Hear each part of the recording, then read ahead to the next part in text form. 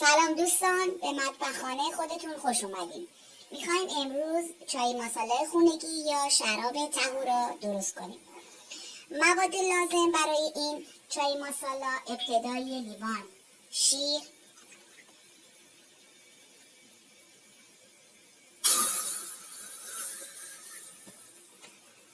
از قبل زیر گاز رو روشن کردیم برای اینکه گرم بشه. ابتدا جوز هندی به اندازه 1 سر قاشق چایخوری، هل، همچنین تمام این موادی که ما استفاده میکنیم به اندازه قاشق چایخوری دوستان. دارچین، البته این برای 1 لیوانی که عرض کردم خدمتون. همچنین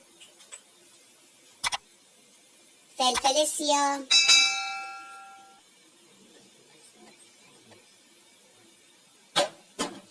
البته اگه خواستیم تندتر باشه میتونیم مقدارش رو بیشتر بریزیم. مقدار زنجبیل و فلفل سیاه رو بیشتر بریزیم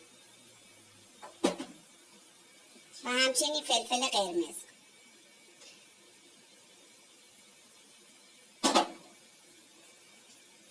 میخک رو که از قبل آسیاب کردیم به اندازه 1 سر قاشق چایخوری اضافه میکنیم. میتونی برای شیرین کردنش از نبات یا عسل استفاده کنی. من اینجا از نبات استفاده میکنم. یه مقدار نبات میریزم داخل ظرفمون. همچنین 1 مقدار خیلی کم پودر زعفرون.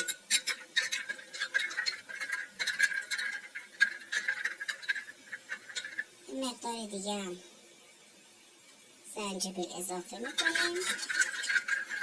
حالا این موادی رو که اضافه کردیم روی شعله گاز که حرارت میده هم میزنیم به طوری که چند تا قل بخوره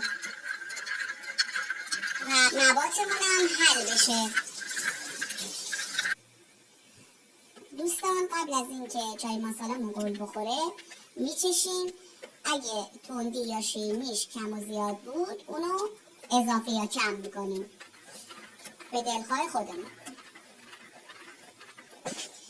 این نوشیدنی گرم برای کسانی که مشکلات مفاصل، استخوان درد دارن، روماتیسم دارن خیلی مفیده. بسیار گرمه.